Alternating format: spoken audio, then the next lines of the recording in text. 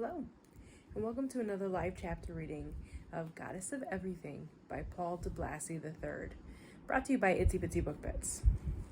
Prologue. Howling night winds beneath a pale full moon whipped up dust devils that danced between gravestones in the 400-year-old cemetery of Infierno, an arid and desolate realm of haunted nights and lost souls. Infierno lay in the desert region of Aztlán del Norte, bordering the Rio Grande River, a place where generations of mixed bloods, mestizos, of native Mexican and distant European bloodlines lived. Vicious winds curled brown and gray dust into weird forms. They looked like taunting ghosts, their bony fingers stretched out as claws, prickling the skin of still living souls. Grit and sharp pieces of sandstone twisted through the night, and poison-tipped cactus needles set on a path of targeted violence. 5-year-old Gabriel de la Tierra, a slight and sickly boy, clutched his mother's hand. He did not like the cemetery. His mother made him come with her when she brought flowers to the graves of old friends. She had so many friends who had died, here one day and the next swept away by the dark powers of death. Gabriel's father was dead. His father had loved him, and he had loved his father. His heart stopped when his father died. Gabriel didn't want to live without his father. He looked into the open grave, the coffin on the dusty grounds beside it, and a shudder coursed up his spine. His teeth chattered, and his head quivered with a quick chill. He tried to step back from the edge of the grave. It was deep and dark. He couldn't see the bottom. His mother yanked him back to the grave's edge, held him in place with her steel grip on his shoulder. His chin jerked downward. He was forced to peer into the black. Grains of sand crumbled along the edges of the grave. Gabriel feared falling into the open pit. He did not move. His mother pulled him back from the edge, onto her cold and hard body. 6 women, dressed in black like his mother, let out cries and howls. Mantillas, delicately crafted black lace, were draped over their heads and foreheads. The stubbly black wool that covered their bodies was like the closely cropped fur of a coyote. They were his mother's friends. The winds grew worse, and the priest's black cape flapped furiously. It looked like the outspread wings of a bat. Above the wind's roar, the priest shouted Latin prayers for the dead. The old language scared Gabriel, for it seemed like the echoes of a million voices of dead people chanting. Hairs on the back of Gabriel's neck stood on end. A flush of fear tingled up his spine. His mother told her friends that since birth, Gabriel sensed things, presences. Others couldn't see them. Mother saw them, and she raised her index finger with its sharpened red nail to her lips and shushed a little boy when he spoke of them as he lay covered in blankets in his bed at home on cold autumn nights. The old Latin language echoed through the mesa. It brought a terrible feeling. Gray clouds turned black. The priest shouted loud like a whipping wind, his face redder than autumn chiles hanging from twine, or ristras. Their long strands like blood on a tightly wound rope, dripping slowly to the ground. His black cape stretching outward like enormous wings, the old priest stood tall as a pine tree and scary as the swirling storm clouds. Cottonwood trees bent twisted branches downward. Like skeleton fingers, they almost touched Gabriel's head. He jerked back, afraid of the gnarly limbs. They could hurt like his mother's fingers did when she clung and dug into his back and along his neck. Desperate, eyes wide with horror, he wanted to move away from the spindly fingers of the tree. He knew they came alive on scary and stormy days. Everything in him wanted to run, but his mother's hand squeezed his neck and forced him in place. The eerie nighttime and harsh cold made him close his eyes. He wanted to drift away in his mind. He tried to pretend he was home in bed, warm and safe. He tried to pretend that his father hadn't died. Tears welled. He held them back. They clogged up on the inside. His ribs hurt from the pressure. Pinpricks tingled through his stomach and across the lining of his lungs and the insides of his throat.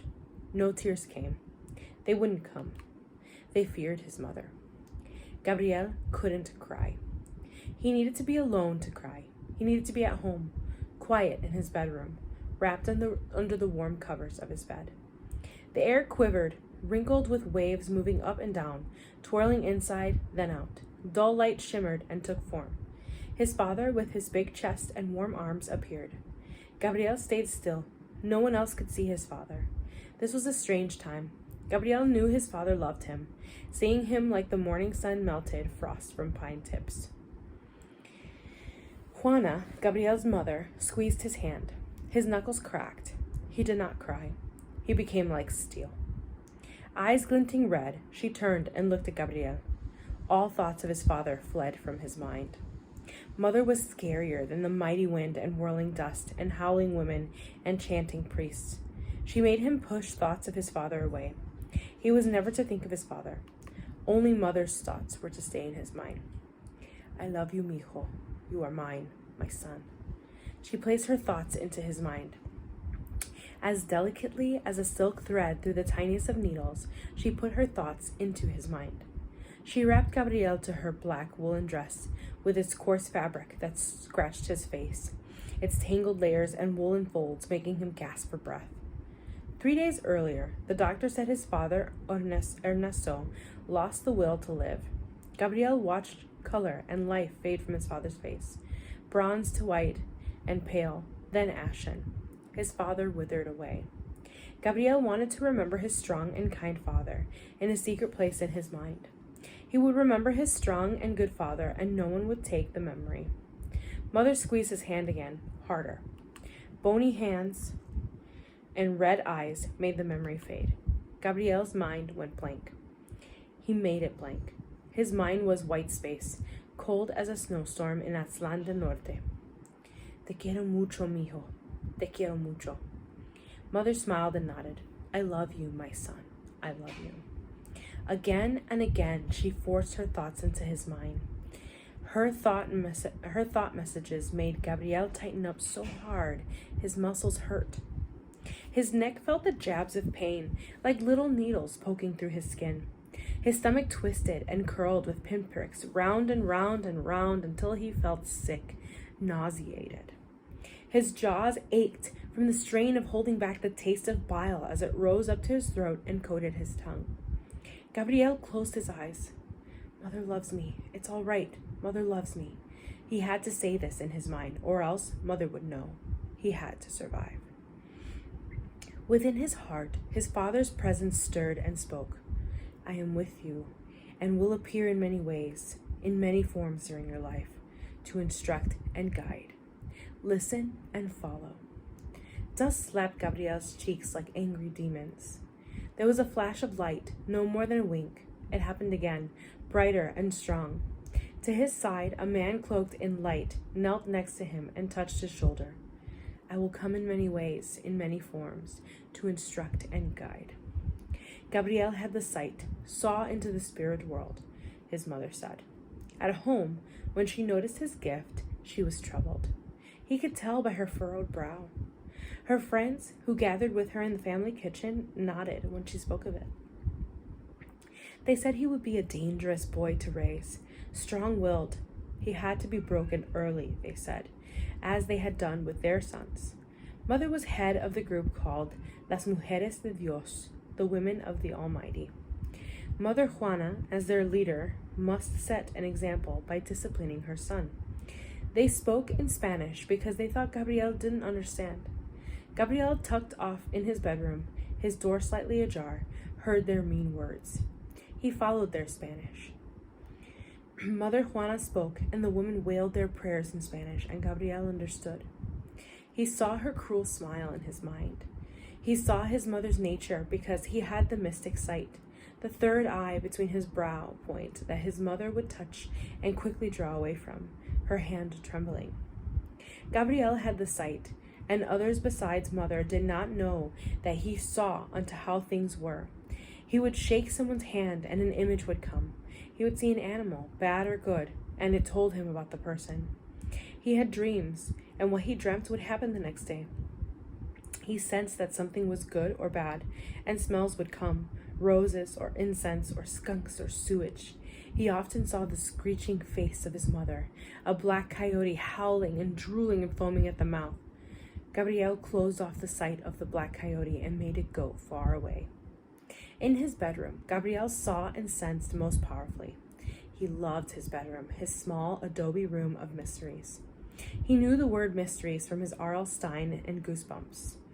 Books helped him to trust what his minds and feelings whispered. A long wooden bookshelf held his books. He taught himself to read before going to preschool, and so his father gifted him with books, treasures that made him feel close to his father and quiet inside. The day after his father's death, he read his books with his bedroom door closed, the brown adobe walls sheltering him from the sadness of the outer world. As he read, his mind quickened. The white space between his eyes opened with a flash of light. Father, draped in a white glow, stood beside the bed. He smiled and told Gabriel to read and to listen and feel. Then he disappeared. His mother wailed again. Nighttime darkness continued to descend, and the wind stayed its brutal course at Father's funeral. Mother Juana hadn't noticed the spirit of a man cloaked in light besides Gabriel. He wasn't Gabriel's father. He was more than a man. He was everything that Father was and more. Through the corner of his eyes, Gabriel saw the white-bearded old man. In many ways, in many forms, I will come. The words were close as heartbeats and breaths. He knew if he turned and looked directly at him, the man would disappear. The light was intense, like rays of the sun. The old man had something to say. Suddenly, unclean sounds went into Gabriel's ears and chest.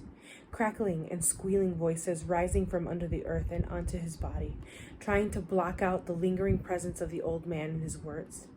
Like a god, the white-bearded man lifted his right hand, fingers spread. The noise went up from the ground into his palm, a mighty hand with powerful magic. Gabriel's mind became silent as a windless autumn night, magic making him still inside, just like he was when in his bedroom reading alone. The old man was strong and made what was bad cease. Even as the underworld racket stopped, the graveyard winds kept up their awful screams. The quiet of the man and the moment wrapped strong and warm arms around Gabriel. Invisibility stood guard around the old man. Mother could not see him. No one could see him. He was there only for Gabriel. He bent down beside Gabriel and touched his shoulder. A crystal clear calm made the shrieking wind and the crying women in the priest's strange prayers seem far away. Mother's red hair blew in the wind like it was on fire. It didn't scare Gabriel because of the old man, his warm and solid hand steady on Gabriel's shoulders. His kind eyes said he was 10,000 times 10,000 years old. His mother's red hair and shrieking prayers no longer scared him. Then the old man spoke, and through Gabriel's mind sent a message. Listen, when the day goes away and the night comes, remember I am here. He touched Gabriel's heart. Listen. Gabriel's mother abruptly glanced down at him. He looked into her eyes and knew she hadn't heard the old man, but she had a squint in her eyes. Her eyes glowed red, and the old man's hands did not move from Gabriel's shoulders. Big branches from the cottonwoods cast long moon shadows over the grave. Now they looked like skinny people scratching at each other, cloaking the old man. The wind picked up its screeching. Gabriel's heart pounded like stampeding horses. Mother squeezed his hand. His fingers tangled together, tips burning with pain. Then she looked away and wailed more loudly than ever. The old man continued, Tell no one about me. I will help you as a boy. I will help you as a man. Listen. The old man motioned again to Gabriel's heart and then touched between Gabriel's eyes, the brow point. The old man stopped and looked up. Gabriel caught his mother's gaze. She'd seen the old man, pointed at him, and screeched like the evil winds. Blistering dust and grit blinded Gabriel. He pulled his hand away from his mother and rubbed his eyes and tried to clear them, but when he looked again, squinting, he saw that the light of the old man had vanished. His mother was wrapped in a cloud of dusk. Out of the clouds came a coyote, foam curling from its mouth. It howled, and an instant later, legions of dust devils took over the landscape and swallowed it in clouds of dust, trash, and tumbleweeds. Mother reappeared beside him and picked him up. She screeched with a million hateful voices. His heart beat rapidly, fluttered like a flock of sparrows flying away. Catching his breath was hard. The night plays tricks, his mother seethed, her breath hot and rank. The winds suddenly ceased. Brown and gray clouds gave way to blackness that closed in and covered the full moon. Spirits of children rose out of their graves. They pointed at Gabriel and his mother. Their hands and fingers grew and reached to grab him, take him away under the earth. Mother swept her black shawl over Gabriel. She whispered, "I will protect you, mijo." They escaped into the jet black night. And that's all for today. I hope you enjoyed the chapter reading. Have a good night.